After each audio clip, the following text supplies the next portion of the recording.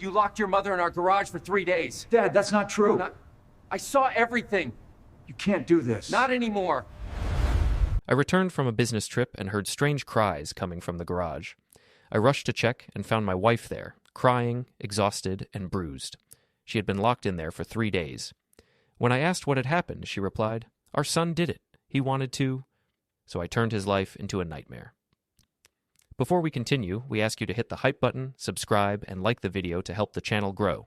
Tell us which city you are from in the comments. We would like to get to know our audience better. The flight from Denver had been delayed 3 hours. Mechanical issues, they said, though I suspected it was really about crew scheduling and the airline not wanting to admit their logistics were falling apart. I'd spent most of that time in an airport bar near Gate B-17, nursing overpriced bourbon and watching CNN on mute while business travelers around me shouted into their phones about missed connections and ruined schedules. My own phone had 11 missed calls from Marie, but the reception had been terrible inside the terminal, cutting in and out every time I tried to call back. The voicemails wouldn't load, the text came through garbled and incomplete. I figured it was something simple, the kind of domestic emergency that felt urgent in the moment, but would seem trivial once I got home. A leaky faucet flooding the bathroom, the HOA complaining about the lawn again because we'd let it go brown during the drought. Maybe the refrigerator had finally given up after 20 years of service. Normal problems, fixable problems. When I finally pulled into our driveway at 11 p.m. on Sunday night, the house looked exactly as I'd left it Friday morning. Dark except for a single light in the upstairs bathroom. Marie's Camry sat in its usual spot on the left side of the driveway. Driver's door aligned perfectly with the walkway the way she always parked it. The porch light was on. The recycling bins were out on the curb for Monday morning pickup. Everything looked normal, suburban, safe. I grabbed my carry-on from the trunk and headed for the front door, already thinking about a hot shower and sleep. My back ached from the cramped middle seat. My shirt smelled like recycled airplane air and the cologne of the man who'd sat next to me for 3 hours. I wanted my own bed, my own bathroom, my own quiet house. That's when I heard it. A sound like an animal caught in a trap, high-pitched, desperate, barely human. The kind of sound that bypasses your conscious mind and triggers something primal. Every hair on my arms stood up. It was coming from the garage. I dropped my bag on the driveway and ran. The side door to the garage, the one that opened from the exterior, not the one that connected to the kitchen, was closed but not locked. I yanked it open and slapped at the light switch on the inside wall. The fluorescent bulbs flickered twice, buzzing like angry insects, then flooded the space with flat yellow light that turned everything the color of old newspaper.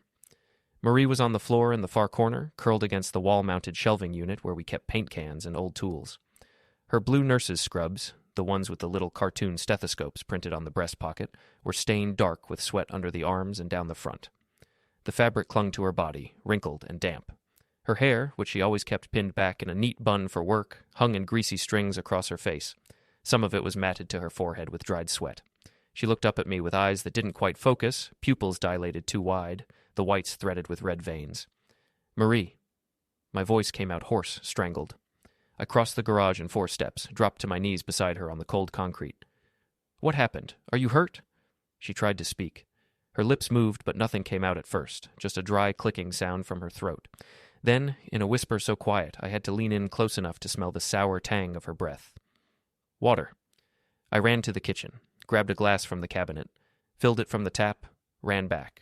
She took it with both hands, trembling so badly that water slopped over the rim and down her chin. She drank in desperate gulps, her throat working convulsively, some of the water spilling down the front of her scrubs. When the glass was empty, she held it out for more without saying anything. I refilled it 3 times. She drank all 3 glasses. On the 4th, she finally slowed down, sipping instead of gulping. "How long?" she asked, her voice raw and cracked. "How long what? How long was I in here?" The question didn't make sense. I stared at her, trying to understand. "I don't know. I just got home. Marie, what's going on? What happened?" She started crying. Not soft tears, deep, racking sobs that shook her whole body, that came from somewhere down in her chest. I put my arms around her and felt how light she was, how her ribs pressed against my chest through the thin fabric of her scrubs. She'd lost weight. In 3 days, she'd visibly lost weight. 3 days, she whispered against my shoulder, her breath hot against my neck. "I've been in here 3 days. The words hit me like a physical blow. I pulled back, looked at her face. Really looked. The dark circles under her eyes, deep purple and puffy. The cracked lips split at the corners and coated with something dried and reddish. The bruises on her shins, purple and yellow and brown, clearly days old. The scrapes on her palms, scabbed over. 3 days? Marie, that's impossible. I was only gone since Friday morning. Friday morning, she repeated, her voice hollow. Yes, he locked me in Friday morning, right after you left for the airport. Who locked you in? She looked at me, held my gaze. And in that moment, I saw something in her eyes I'd never seen before in 31 years of marriage. Not fear, not any more. Something colder. Harder. Something that had been forged in this garage over 3 days of isolation and desperation. Our son, she said. Logan did it. He wanted to. Her voice broke. Just stopped, like someone had cut a wire. She turned away from me and stared at the concrete floor, her shoulders hunched. I stood up slowly, my knees cracking. Looked around the garage with different eyes now. The details clicked into place one by one, each one worse than the last, each one building a picture I didn't want to see but couldn't look away from. The interior door, the one that led from the garage into the kitchen, was closed. I walked over and tried the handle. It turned easily, smoothly, the mechanism working fine, but the door didn't open. I pulled harder. Nothing. The door rattled in its frame but held fast.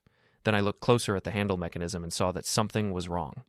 The interior escutcheon plate, the decorative metal piece that covers the lock mechanism, had 3 small holes where screws should have been. But there were no screws. I pulled the handle, and the entire exterior mechanism came away from the door, useless.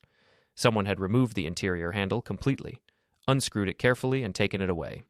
The door could only be opened from the kitchen side now. I turned to the main garage door, the motorized one that opened onto the driveway. Looked up at the manual release cord, the red T-handle that hung from the opener mechanism. It should have been at chest height, easy to reach in case of a power outage. But it wasn't. Someone had used a black zip tie, the heavy-duty kind, the ones we used to bundle cables in the attic, to secure the cord to the track housing. 8 feet up, well out of reach for someone Marie's height. She was 5'4". Even jumping, she wouldn't have been able to grab it. My hands started shaking. I made fists, squeezing until my knuckles went white and my fingernails dug into my palms. On the workbench against the far wall, I found more evidence. A gallon water jug, the kind we kept for emergencies and camping trips. Half empty. Next to it, a roll of duct tape with a long strip torn off, the exposed adhesive edge dirty with dust and lint. I followed the sticky residue with my eyes, found it pressed along the bottom of the exterior door, sealing the rubber weather stripping to the concrete threshold, soundproofing, making sure no cries for help would carry to the neighbors. A box of crackers sat on the shelf above the workbench. Store-brand saltines, the cheapest kind. The box was open, half the sleeves gone. Next to it, a plastic grocery bag with empty cracker wrappers inside. Food rationing. Just enough to keep someone alive.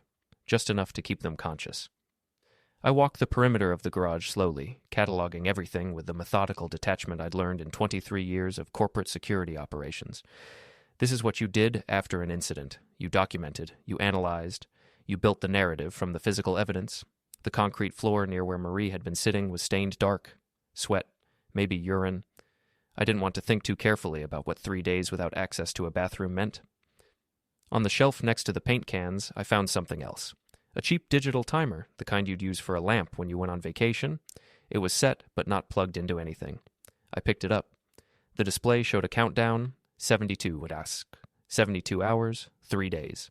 Someone had literally set a timer, calculating exactly how long this would take. I walked back to Marie. She hadn't moved, still sitting with her back against the shelving, knees pulled to her chest. When I crouched in front of her again, she flinched. "It's me," I said quietly, holding my hands where she could see them. "It's just me. You're safe now." She nodded, swallowed hard. I could see her throat working, see her trying to gather herself. "Tell me what happened. All of it. Every detail." She took a shaky breath, closed her eyes. When she spoke, her voice was flat, clinical. The nurse in her, the professional who'd spent 30 years delivering bad news and documenting symptoms and staying calm under pressure. "Friday morning, you'd left for the airport at 6. I was getting ready for my shift at the hospital. 7 a.m., start time. I was running a few minutes behind because I couldn't find my other shoe and I'd spent 10 minutes looking for it under the bed. Logan showed up around 6:40. I heard his car in the driveway, that loud exhaust he put on last year. He came to the front door, rang the bell. Said he needed to talk about something important, asked me to come out to the garage. I thought maybe his car was having trouble again, or he needed to borrow tools. He does that sometimes. Borrows Dad's tools and forgets to bring them back. She opened her eyes but didn't look at me, just stared at the wall. When I came out here, he was standing by the workbench. He had papers in his hand, transfer documents, property deed for the house, investment account forms, life insurance policies. Everything we own, all laid out on the workbench like he was presenting a business proposal. He wanted me to sign them over to him, transfer ownership, make you guarantor on his business loan so he could get more credit, put up the house as collateral, sign over power of attorney so he could access our accounts. All of it. Everything. My jaw clenched. What did you say? I said no, obviously. I told him he was crazy if he thought I'd sign those documents, especially without you there. I tried to leave. I reached for the door handle, the kitchen door, and he grabbed me, shoved me against the wall hard enough that I hit my shoulder on the shelf bracket. That's where this bruise came from. She touched her left shoulder gingerly. Then he left, went out through the side door, and I heard it lock from the outside. He has a key. We gave him 1 year ago for emergencies, and he never gave it back. You couldn't open the kitchen door. The handle wouldn't work. I tried for 10 minutes, pulling and pushing and jiggling it. Nothing. That's when I realized he'd done something to it. Sabotaged it somehow. I screamed for help. Screamed until my voice started giving out. But we're at the end of the cul-de-sac, and both neighbors on our side are retired and half-deaf anyway. No one came. I closed my eyes briefly, imagining it. Her alone in here, screaming herself hoarse while the morning sun rose outside and neighbors went about their day 50 feet away, close enough to help if only they'd known. I tried the garage door, Marie continued. The button on the wall, but he'd already unplugged the opener. I looked for the manual release, but it was tied up high. Too high. I tried jumping for it. Pulled a chair over from the corner and tried standing on it, but the chair wobbled and I fell and bruised my shin.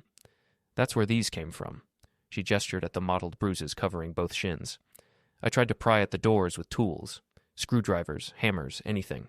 Left scrapes all over my hands. The doors are solid, well built. You built them well.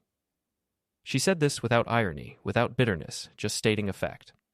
My phone was in my pocket. I tried calling 911, but there's no signal in the garage. We've complained about that for years, remember? The concrete and the metal door interfere with reception. I tried calling you, straight to voicemail because you were already on the plane. I tried texting. Some went through, some didn't. Everything felt garbled. I got some of them, I said, but they came through incomplete.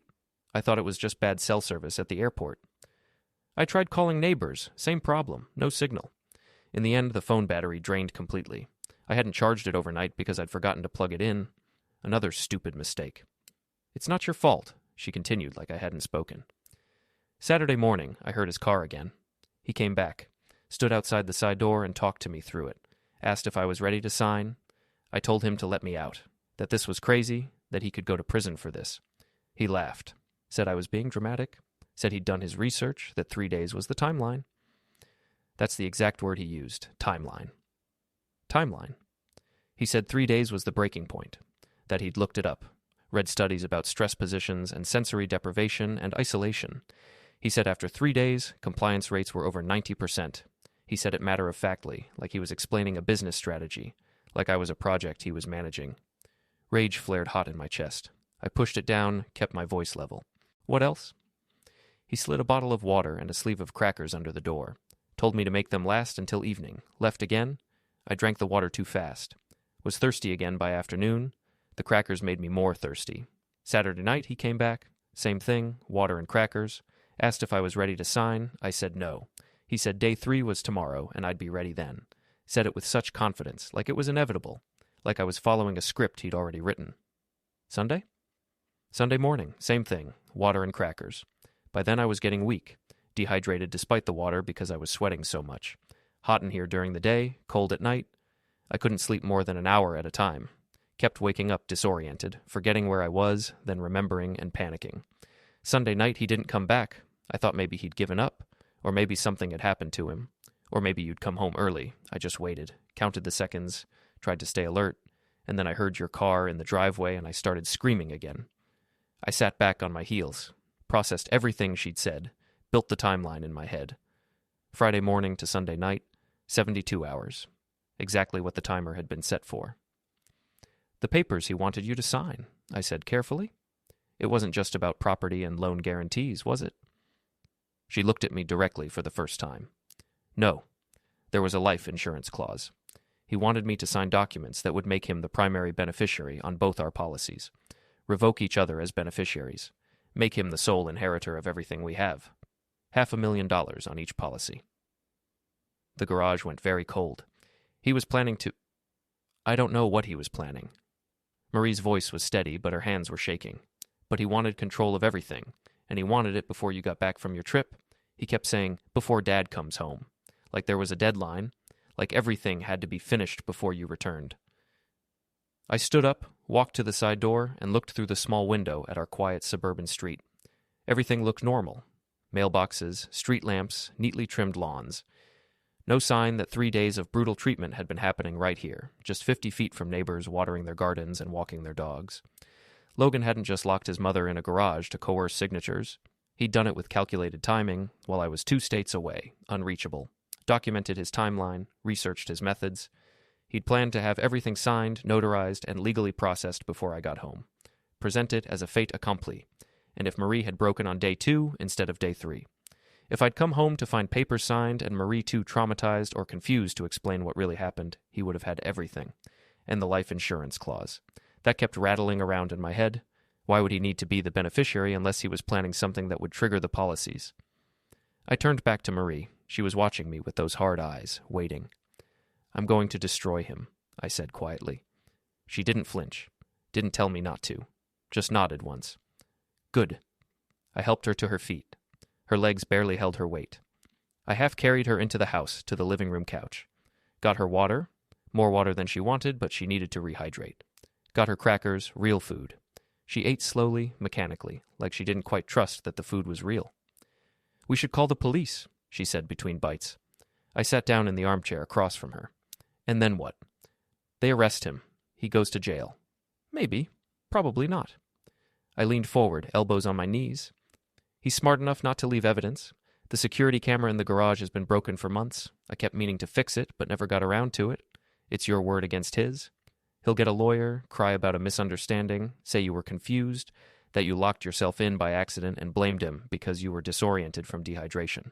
He'll say we're vindictive because he's successful and we're jealous. Best case scenario, he gets charged with unlawful restraint. Misdemeanor. He pleads down to reckless endangerment or something even lighter, gets probation, maybe a year. Anger management classes, community service, a slap on the wrist. That's better than nothing. Is it? He'll have a record he can play the victim about for the rest of his life. He'll tell everyone his parents destroyed him, tried to send him to prison over a family dispute. He'll use it. And when probation ends, he'll come back, angry, careful, smarter about covering his tracks. We'll spend the rest of our lives looking over our shoulders, wondering when he'll try again. Marie set down her water glass. So we just let him get away with it? No. I met her eyes. We make sure he never tries anything like this again. We take away everything he has. His money, his reputation, his connections, his future. Everyone who enables him, everyone who thinks he's successful and charming, everyone who gives him opportunities, we show them who he really is. We leave him with nothing. No resources to rebuild, no allies to protect him, just consequences that follow him everywhere. That's not justice? No, it's better than justice. Justice is temporary. This is permanent. She was quiet for a long moment, staring at her scraped hands. Then she said, He locked me in a cage like an animal, rationed my food and water, calculated how long it would take to break me, set a timer. I know. He talked about me reaching a breaking point like I was a project, like I was something to be managed. I know. He deserves worse than prison. Yes, I said. He does? She looked at me then, really looked, and I saw her understand what I was offering. Not justice, not the law, not the clean resolution of a trial and a sentence, something older than that, something more personal, something permanent. When do we start? She asked. Right now. I started documenting at 2 a.m. Marie dozed fitfully on the couch while I went back to the garage with my phone and work camera, the one with timestamp and GPS metadata. Evidence-grade equipment. I shot everything. Wide angles first, establishing the whole space, then close-ups. The kitchen door handle with its missing interior mechanism, 3 empty screw holes visible. The zip-tied release cord 8 feet up. The duct tape residue sealing the weather stripping. The water jug, cracker box, empty wrappers. The timer showing 72 hours. I photographed the dark stains on the concrete where Marie had been trapped. Got down on my knees, used a ruler for scale, captured every detail. 200 photos, uploaded to encrypted cloud storage, backed up to a thumb drive in my car's glove box, air-gapped, the kind of storage that doesn't disappear when lawyers make demands. Back inside, Marie was awake, staring at the ceiling. Can't sleep? Every time I close my eyes, I'm back in there. I sat in the armchair. That's normal, trauma response. It gets better. She turned to look at me. I need to document my injuries. I know. She stood, walked to the bright kitchen, stripped off her scrubs. I photographed everything, the bruises on her shins, deep purple with yellow halos, scrapes on her palms, the contusion on her shoulder, rope burns on her wrists. I used a ruler for scale, captured multiple angles, made sure timestamps were visible. 300 photos total. All organized, labeled, backed up. Your phone next, I said. She handed it over, already unlocked. I scrolled through everything. Text messages, 47 attempts to reach me, most failed. Call logs, dozens of attempts to 911, neighbors, her sister. None connected.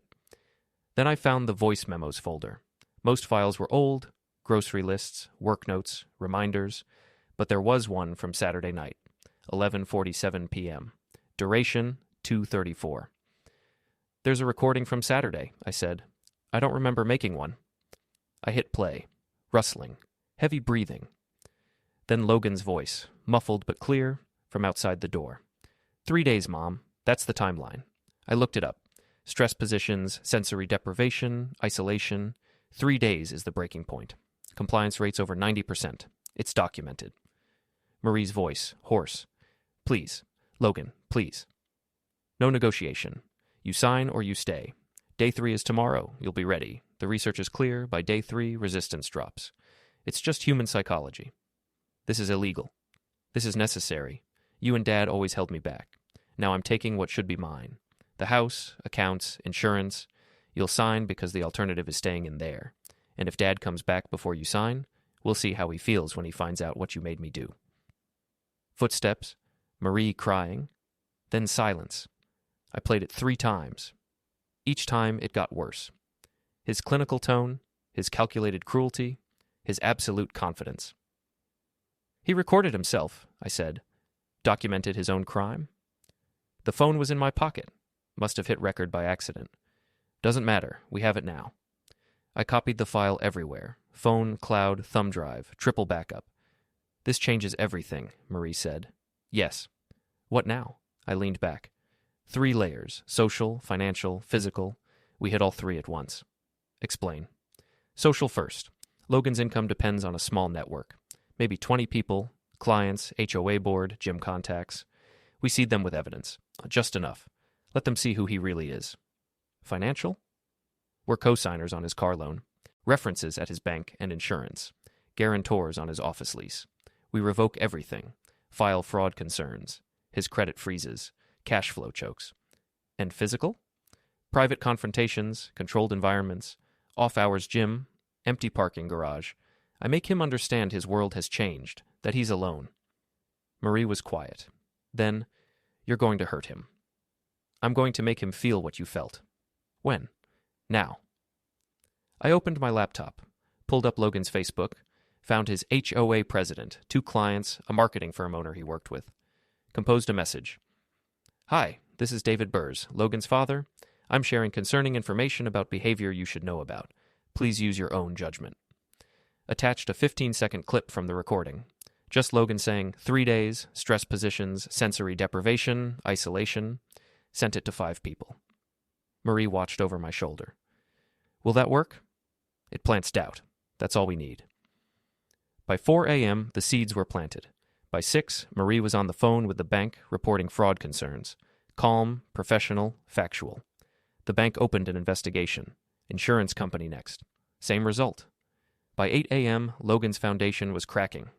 At 9, my phone rang. Logan. I didn't answer. He called again. I declined. Text message. What the hell is going on? Why are people asking about Mom? I replied, Your place. Noon. His response, Fine.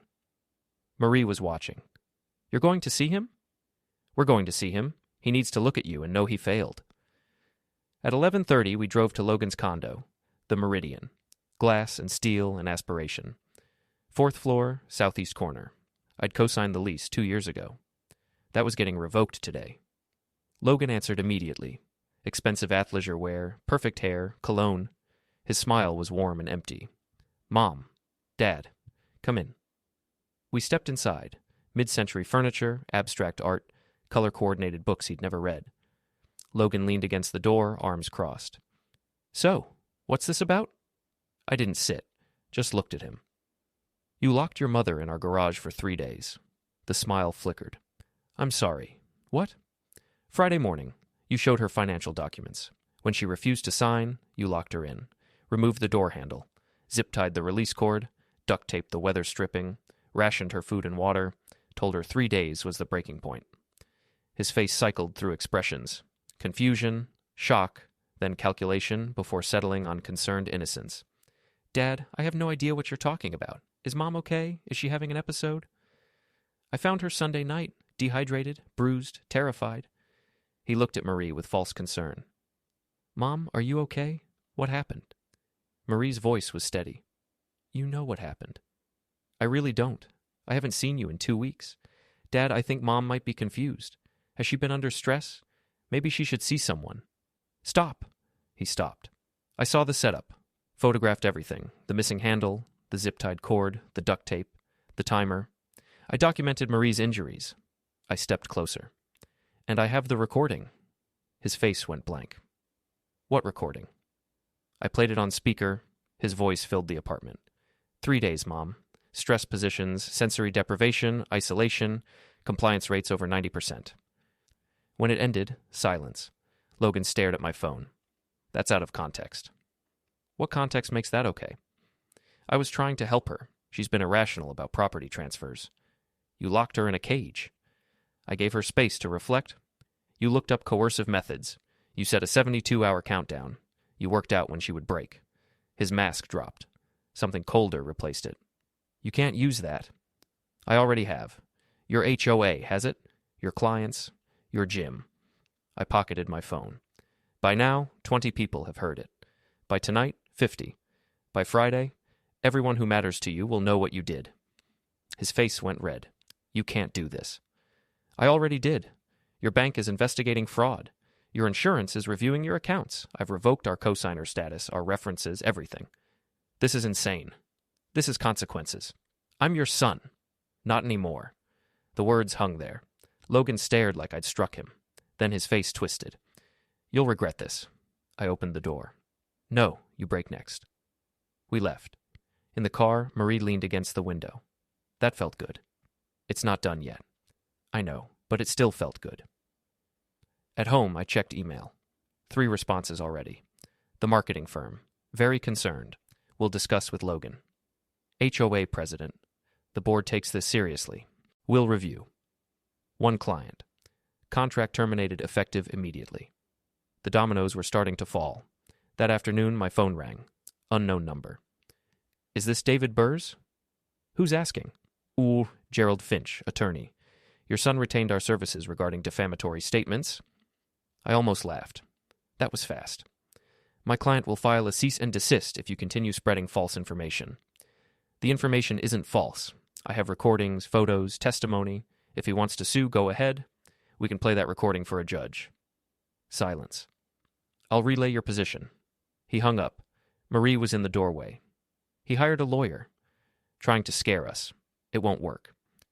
But my hands shook as I set the phone down. A lawyer meant Logan was taking this seriously, and cornered animals were unpredictable. That evening, Logan texted 1 word. Please.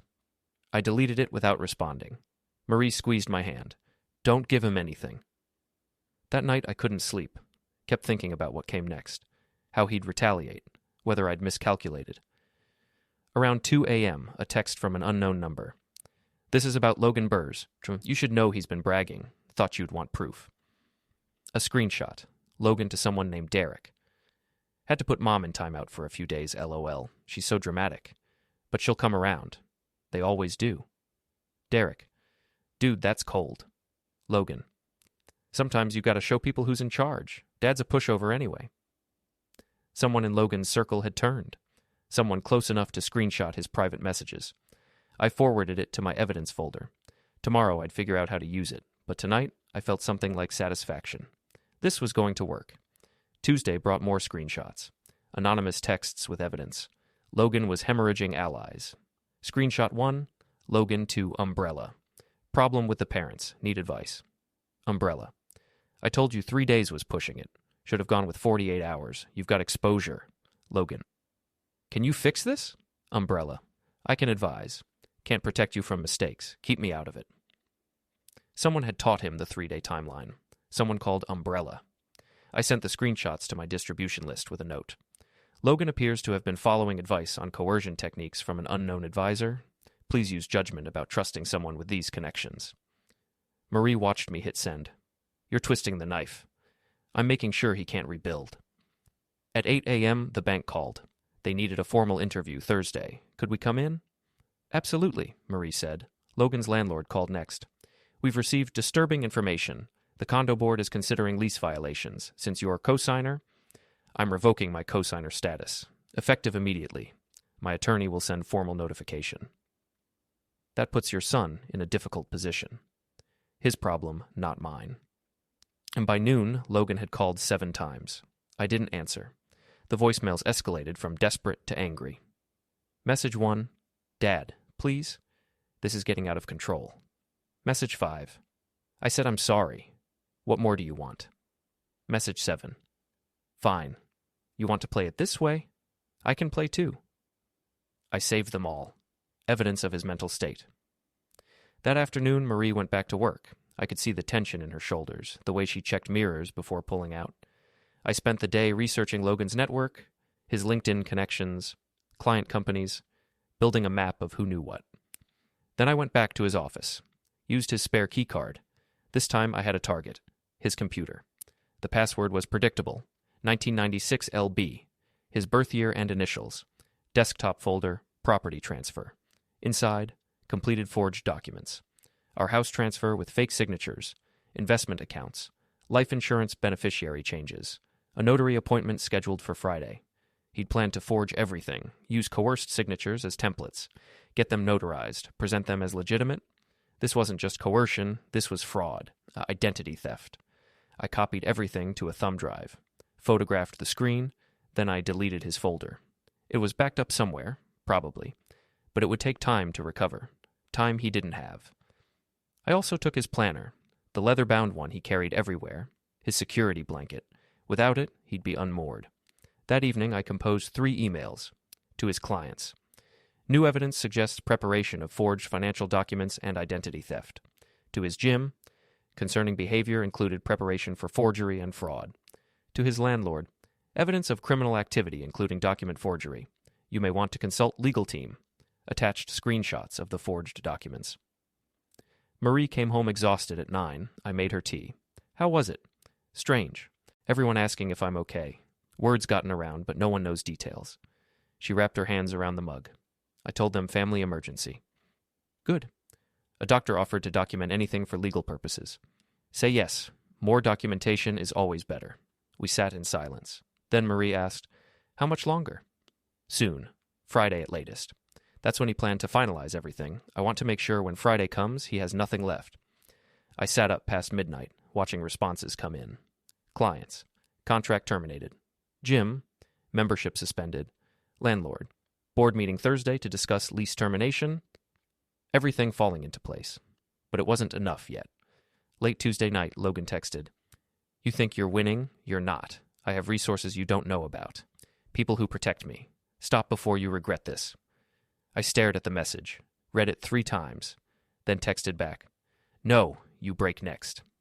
His instant response, Try me. I smiled in the darkness. Friday, gym, 10 p.m. Back room, 3 dots. Fine. I set down my phone. Something dark and focused settled in my chest. This would end exactly how I wanted. Wednesday morning, more evidence arrived. Screenshots from people I didn't know, all turning on Logan. One showed him texting his girlfriend, Rachel. My parents are lying about Mom being locked up. They're jealous of my success. Rachel. Logan, your dad sent me the audio. That's your voice. Logan. It's out of context. Rachel. What context makes that okay? No response from him after that. I forwarded everything to the evidence folder. The net was tightening. Marie left for work early. I spent the morning finalizing the plan. 3 layers: social pressure destroying his reputation, financial collapse cutting off his resources, physical confrontations breaking his confidence. Friday would be the culmination. The gym, 10 p.m., private, no witnesses. At noon, I got a call from the detective Marie had mentioned to her work colleague. "Mr. Burrs, I understand there may have been an incident involving your wife and son." "Yes. Would you like to file a report?" "Not yet. We're handling it privately." "Sir, if a crime was committed, I have evidence. If we decide to pursue charges, I'll contact you. For now, we're managing it ourselves." He wasn't happy, but couldn't force me. I hung up. That afternoon, Logan's office landlord called. "The co-working space is terminating your son's lease. Effective next week. Just wanted to inform you since you were listed as contact." "Understood." One more piece removed. By Thursday morning, Logan had texted Marie directly. "Mom, please. I'm sorry. Make Dad stop. I'm losing everything." She showed me. What should I say? Nothing. Let him sit with it. We went to the bank for the formal interview, spent 2 hours with investigators, showed them everything. The photos, the recording, the timeline. They took notes, copied files. "This is serious," the investigator said. "We're flagging all accounts. Your son won't be able to use your names as references anymore." Good. That evening, I went to check out the gym location, the back room with free weights and punching bags. No cameras. I'd confirmed that last week. At 10 p.m., it would be practically empty. Maybe 1 or 2 people in the main area, none in the back. Perfect. Friday morning, I sent Logan one text. "Tonight, 10 p.m. You know where." He replied immediately, "I'll be there." Marie grabbed my arm. "Be careful." "I will. I mean it. Don't do anything that lands you in prison." I won't. This is about control, not force. I'm going to make him see he has no influence, that's all." She nodded but didn't let go. "He's still our son." "No. He stopped being our son when he set that timer." At 9:30, I drove to the gym, checked in at the empty front desk. The kid barely looked up. The back room was empty. Rubber mats, weight racks, heavy bags hanging from chains. Fluorescent lights humming. I waited. At 10:05, Logan walked in. He looked thinner, hollow, dark circles under his eyes. "You came," I said. "You didn't give me a choice." "You always had choices. You made bad ones." He clenched his fists. "You've destroyed my life." "No, I've removed your leverage. There's a difference. My clients are gone. My gym membership, my landlord's evicting me, my girlfriend left, my bank accounts are frozen." His voice cracked. "You did this." "You did this? The moment you took that door handle off." He lunged. I sidestepped, let his momentum carry him past. He stumbled into the weight rack, spun around. "You can't—" I hit him, not hard, just enough to knock him down. He dropped to one knee, gasping. I pulled out my phone, started recording. "Say it." "Say what?" "Say what you did." He glared at me, spit on the mat. I played the voice memo. His voice? 3 days, Mom. That's the breaking point." When it ended, I crouched beside him. "Say it, or I send everything to everyone. Not just your business contacts, everyone you've ever known." His shoulders sagged. "I locked my mother in the garage," he whispered. "Why?" "To make her sign papers." "How long?" 3 days. I stopped recording, stood up. "You'll live with this, without your leverage, without your resources, without anyone who'll help you rebuild." I walked out, leaving him on the mat. Saturday morning, I sent the gym recording to Logan's remaining contacts. Within hours, responses flooded in. Contracts terminated. Memberships revoked. Relationships severed. Marie watched the emails arrive. "It's really working." "Almost done." That afternoon, Logan called. I didn't answer. He left a voicemail. "You win, okay? You win. Just stop, please." I saved it but didn't respond. Sunday, he texted Marie. "I'm sorry. I'm so sorry. Please make him stop." She showed me. Her hands shook. "What should I say?" "Nothing. He's not sorry. He's cornered." Monday morning, unknown number text. A screenshot from Logan's phone. Messages between him and Umbrella. "Logan, I need help. My father is destroying me." Umbrella. "Can't help? Too much exposure? You're on your own." Someone very close had sent this. Someone with access to his phone. I forwarded it to Marie. She called immediately. "Who sent that?" "Don't know. Doesn't matter. It means his sponsor abandoned him. He's alone." That night I sent Logan final instructions. Underground garage. Your building. Midnight. Bring nothing. Why? Because this ends tonight. No response. At 11:30 I parked 3 blocks away, walked to his building, took stairs to the underground garage, concrete pillars, fluorescent lights, oil stains. No cameras. Logan was there, leaning on his car, looked hollowed out. I'm here. Now what?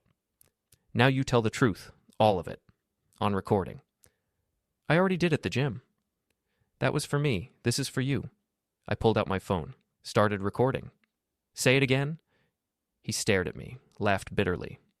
You're insane. Say it, or I send everything to police. Photos, recordings, forged documents. You go to prison? You said you wouldn't. I changed my mind. His face twisted. You're lying. Am I? He calculated the odds behind his eyes. Finally spoke. I locked my mother in the garage for 3 days to force her to sign over property and financial guarantees. Why? Because I needed the money. Because I thought she'd fold. Because I thought I could get away with it. Did you plan it? Yes. Did you research coercive methods? Yes. Did you set a timer for 72 hours? Yes. I stopped recording. Saved it everywhere. Logan slumped against his car. Now what? Now you leave town. Tonight. Sell your car, pack a bag, get out. Go anywhere but here. If you stay, if you contact your mother, I release everything. You'll never work again. You can't make me. I already have. You have nothing left here. He stared at me. Something broke in his eyes. I'm your son. You were. He flinched. I turned to leave. Stopped. One more thing. You'll never see your mother again. If you try, if you even drive past our house, I'll destroy whatever life you try to build. Understand? I didn't wait for response. Walked out into the cold night. Tuesday morning, Logan's condo was empty. The landlord confirmed it. He'd left overnight. Lease broken, belongings abandoned. Marie got a text from Rachel. He's gone. Said he had to leave, didn't say where. I deleted the encrypted drives, kept 1 copy in a safety deposit box. Insurance. We didn't celebrate, just went back to living. But I couldn't sleep. Wednesday night, 3 a.m., drenched in sweat, dreaming about the garage, about Marie locked inside, about Logan's clinical voice on that recording.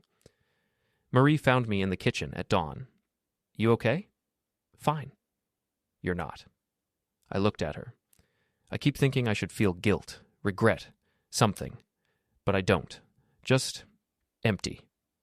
She took my hand. He hurt me. You stopped him. That's not something to feel guilty about. I destroyed his life. He destroyed his own life. You just made sure he couldn't rebuild it here. But late at night, I still heard his voice, still saw his face, still felt the weight of what I'd done. Thursday, I went back to work. Pretended everything was normal. Boss pulled me aside. You okay? You seem distracted. Family stuff. I'm fine. Friday evening, Marie and I went to dinner. Quiet Italian place. We ordered wine, ate pasta, talked about nothing important. On the way home, she asked, Do you think he'll come back? No. How do you know? Because he's a coward. Bullies always are. But at home, I checked locks, windows, garage door, old habits. Saturday morning, letter in the mailbox. No return address. Postmark 2 states away. Inside, you'll regret this. I burned it in the sink. Marie didn't ask what it said. Sunday morning, pounding on the door. 6 a.m., 2 police officers. David Burrs? Yes. Questions about your son. He filed a report claiming you assaulted him and made threats. Says you forced him to leave town. My stomach dropped. Come in. They asked questions. I answered, calmly, factually, admitted hitting him at the gym. Self-defense. He came at me first. He says you've been harassing him, spreading lies. I've been protecting my wife. He locked her in our garage for 3 days. I have evidence. Marie appeared, spoke up. Photos, recordings, medical documentation. He held me captive to force signatures. The officers exchanged looks. Why didn't you file a report? Because I didn't want him in prison. I wanted him away from us. They took notes, asked for evidence. We gave them everything. Photos, voice memo, gym recording. After an hour, they left. We'll be in touch. Marie leaned against the door. He's trying to flip it. It won't work. But I wasn't sure. Monday, police called. They'd reviewed evidence. Logan's complaint didn't match facts. They were closing his case, opening one against him. We can't prosecute without your wife's cooperation. Does she want to press charges? I looked at Marie. She shook her head. No, just make sure he stays away. We'll file a restraining order. Tuesday, email from Umbrella Contact. No name, just, your son made mistakes. So did you. Let's call it even. I didn't reply. Wednesday, Rachel called Marie. Logan had shown up at her apartment begging for money. She'd called police. They'd arrested him for violating the restraining order. He's in county jail. Bail is $10,000. Marie looked at me. Are we bailing him out? No. She didn't argue. Logan spent 3 days in jail. Someone bailed him out. I didn't care enough to find out who. Thursday, text from unknown number, a photo. Logan standing across from our house, just watching. Time stamped 15 minutes ago. I grabbed keys, ran outside. Street was empty, called police. They sent a patrol, found nothing. Marie stood in the doorway, arms wrapped around herself. He's not going to stop. Yes, he will, eventually. When? When he's got nothing left to prove. Friday, another text. Photo of Logan outside Marie's hospital. Caption, she works late on Fridays. I called Marie. Come home, now. I'm in the middle of now. She came home. We locked doors, closed blinds, sat in darkness, and waited. Nothing happened. But the message was clear. Logan wasn't done.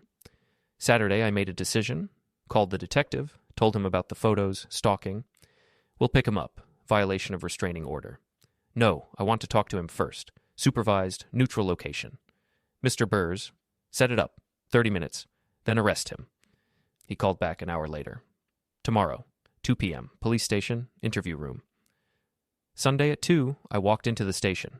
Small room, table, 2 chairs, camera and corner. Logan was handcuffed to the table.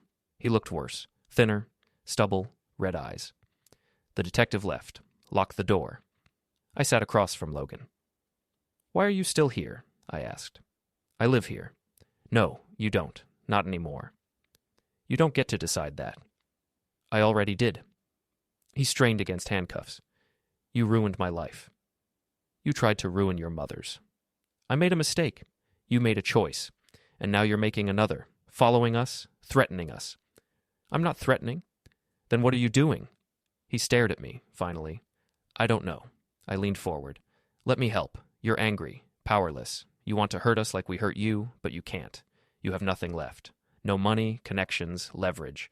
So you're doing this. Texts, photos, stalking. Because it's the only thing you can do. The only way you still feel like you matter. He looked away. But here's the thing. You don't matter. Not to me. Not anymore. You stopped being my son when you locked your mother in that garage. Now you're just a problem I need to solve. His head snapped back. What does that mean? 2 options. Option 1, leave, tonight. Get on a bus, train, car. Go somewhere we'll never see you. Start over. Be better. And option 2, you stay. Keep doing this. And I stop being nice. He laughed bitterly. You think this is nice? Compared to what I could do? Yes. The laugh faded. He studied my face. Looked for the bluff. Found nothing. You wouldn't. Try me. Silence. Camera blinking red. Finally, Logan spoke. If I leave, will you stop? If you leave and stay gone, yes. How do I know you won't follow? Because I don't care where you go, as long as it's not here. He slumped. I don't have money. Nowhere to go. Not my problem. I'm your son. Not anymore. His eyes filled. He blinked it away. Fine. I'll go. Tonight. Fine. I stood. Knocked on door. Detective opened it. We done? We're done. Logan looked up one last time. I didn't look back. Outside, detective asked, You think he'll actually leave? I don't know, but if he doesn't, arrest him. For what? Stalking, harassment, violation. I don't care. Just get him away from my wife. He nodded. We'll keep an eye on him. I drove home. Told Marie. She nodded, didn't smile. Is it over? Soon. That night we lay in bed, staring at the ceiling, waiting. Nothing happened. Monday morning, detective called. Logan had left town, Traffic cameras confirmed it. Drove south on the interstate. We'll keep monitoring, but for now, he's gone. I hung up, turned to Marie. He's gone. She nodded. Good. We went back to living. 2 weeks passed. Quiet. Normal. Marie went to work. I went to work. We had dinner, watched TV, pretended everything was fine, but I checked locks every night, looked over my shoulder in parking lots, waited for the other shoe to drop. It did on a Friday. I came home from work. Front door was open, not broken, just open, unlocked. I dialed 911, grabbed a tire iron from the trunk, stepped inside. Marie? No answer. I moved through the house. Living room clear, kitchen clear, upstairs clear. Then I heard it. A sound from the garage. I opened the door, looked down the steps. Marie was there, on the concrete floor, hands zip-tied behind her back, duct tape over her mouth, and Logan was standing over her, holding the tire iron I'd left in the garage. Put it down, I said quietly. He looked up, smiled, the empty smile from his condo. Or what? Or I call the police. You already did. I heard you in the driveway. How long till they get here? 5 minutes? 10? Logan, you destroyed my life. Took everything. My job, home, future. He hefted the tire iron. Now I'm taking something from you. Marie made a sound behind the tape, muffled, terrified. If you hurt her, you'll what? Ruin me? Too late. I'm already ruined. He stepped toward Marie. I moved before thinking. Down the stairs, across the garage, shoulder into his midsection. We hit the floor. The tire iron clattered away. He clawed at my face. I pinned his arms. He bucked, trying to throw me off. You think you won, he hissed. You think you broke me, but I'm still here, still your son. You can't erase that. Watch me. I hit him once, twice, not rage, necessity. He went limp. I crawled to Marie, ripped off the tape, cut the zip ties. She gasped, coughed, threw her arms around me. Are you okay? I'm okay. I'm okay. Police sirens outside, red and blue lights. I looked at Logan. He was conscious, staring at the ceiling. It's over, I said. He didn't respond. Police came in, took statements, arrested Logan, assault, kidnapping, violation, this time no bail. The detective looked at me. You want to press charges now? I looked at Marie. She nodded. Yes, everything. They took him away, pushed him into a patrol car. He stared at me through the window. I stared back. The car pulled away. Marie leaned against me. Is it over? Yes. Promise? Promise. Monday, the prosecutor called. Logan had been charged with multiple felonies. Bail denied. Trial in 6 months. With your evidence, this is a slam dunk. He's looking at 5 to 10 years. Good. We went back to living. Sold the house 6 months later. Moved 2 states away. New city, new jobs, new start. No forwarding address. The trial happened without us. Logan pled guilty. Got 7 years. Sometimes at night I still thought about the garage. About Marie locked inside. About Logan's voice on that recording. But less now, less every day. Because revenge doesn't fix things. Doesn't heal wounds. But it does one thing. It ends them. And sometimes, that's enough. 1 year later, I got a message. From Rachel. He got out early. Good behavior. Thought you should know. I stared at it. Showed Marie. What do we do? Nothing. He doesn't know where we are. Are you sure? Yes. But I wasn't. That night I checked locks, windows, garage door, old habits. Marie watched from the doorway. We're okay. I know. He can't hurt us anymore. I know. But I kept checking anyway, because some wounds don't heal, some fears don't fade, some wars don't end clean, they just go quiet. And you learn to live in the silence, until 3 months later. The doorbell rang at midnight. I grabbed the baseball bat from the closet, looked through the peephole. Logan stood on the porch, thinner, older, hands in pockets. I opened the door with the bat visible. What do you want? He looked at me, really looked, and I saw something different in his eyes. Not anger, not calculation, something like shame. I came to say I'm sorry, he said quietly. For everything, for what I did to Mom, for what I put you through. I don't expect forgiveness, I don't deserve it, but I needed you to know. I understand now what I did, what I was, and I'm sorry. I stared at him, looked for the angle, the manipulation, found nothing. Where did you find us? Hired an investigator, cost everything I had, but I needed to do this in person. You violated your parole coming here? I know, I'll turn myself in after. I just needed to say this first. Marie appeared behind me. She looked at Logan. He looked at her. I'm sorry, Mom, he whispered, for locking you in there, for hurting you, for being the kind of person who could do that. I'm sorry. Marie's hand found mine, squeezed. I don't forgive you, she said, but I believe you're sorry. Logan nodded, tears on his face. That's more than I deserve. He turned to leave. Logan, I said. He stopped. Don't come back, ever. If you're really sorry, if you really understand, then you'll leave us alone, forever. He nodded. I will, I promise.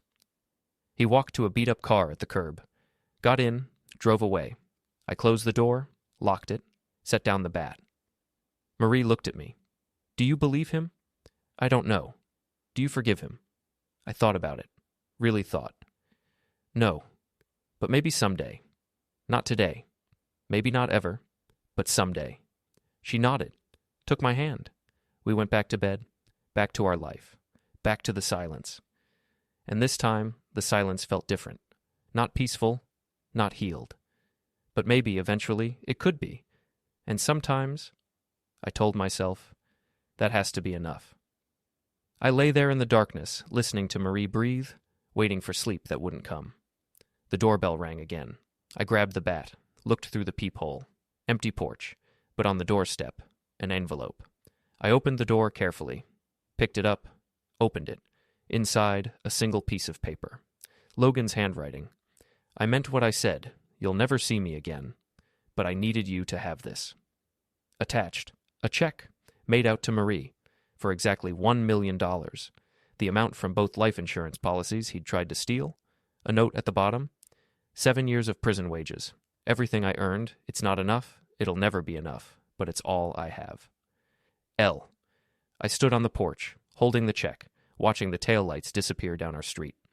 Marie came to the door, looked at the check. He gave us the money, she whispered, all of it. What does this mean? I don't know. We stood there together in the doorway, watching our quiet street, holding a check that represented 7 years of wages from a son who'd become a stranger. Should we cash it? Marie asked. I looked at the check, at the careful handwriting, at the note. Yes, he wanted us to have it. We'll donate it, to a women's shelter, somewhere that helps people trapped in situations they can't escape. Marie nodded. I like that. We went inside, locked the door, went back to bed. This time, I slept.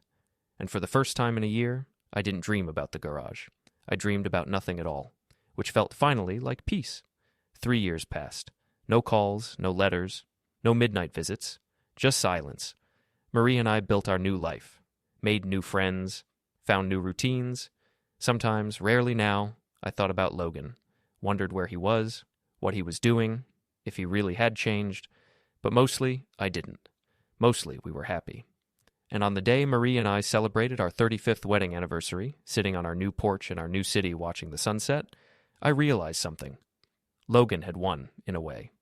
Not by breaking us, not by getting what he wanted, but by forcing us to break him first, by turning us into people who could look at our only son and say, not anymore.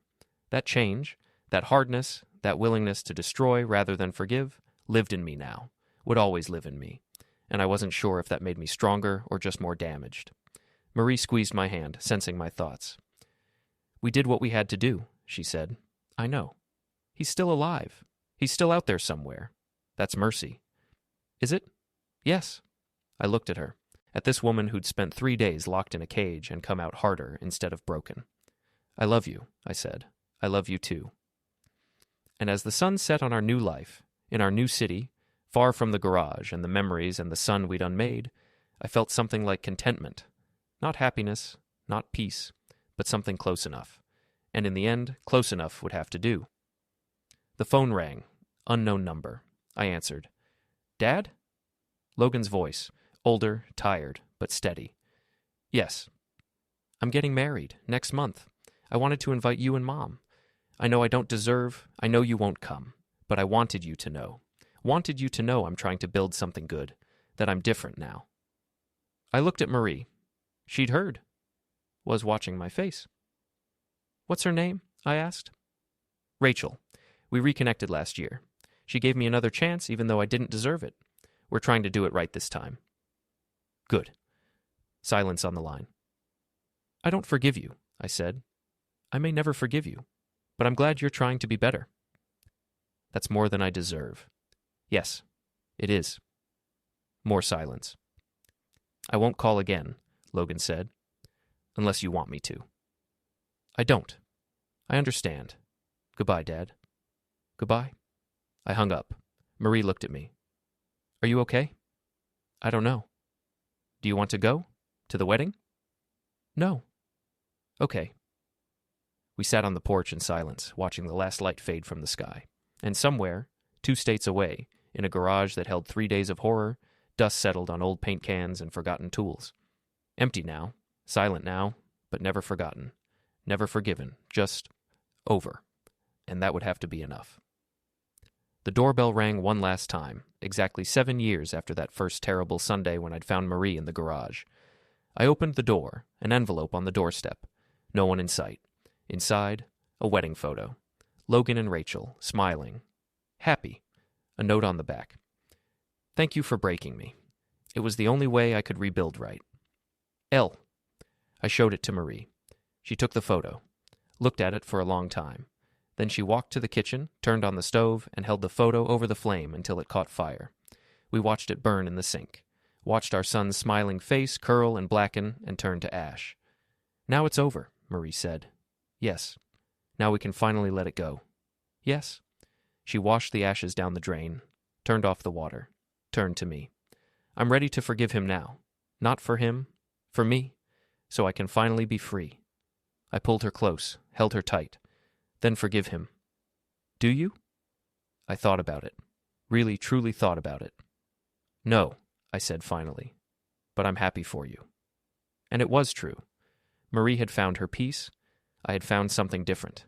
Not peace, not forgiveness, but a cold, hard satisfaction that I'd protected what was mine, that I'd fought back, that I'd won.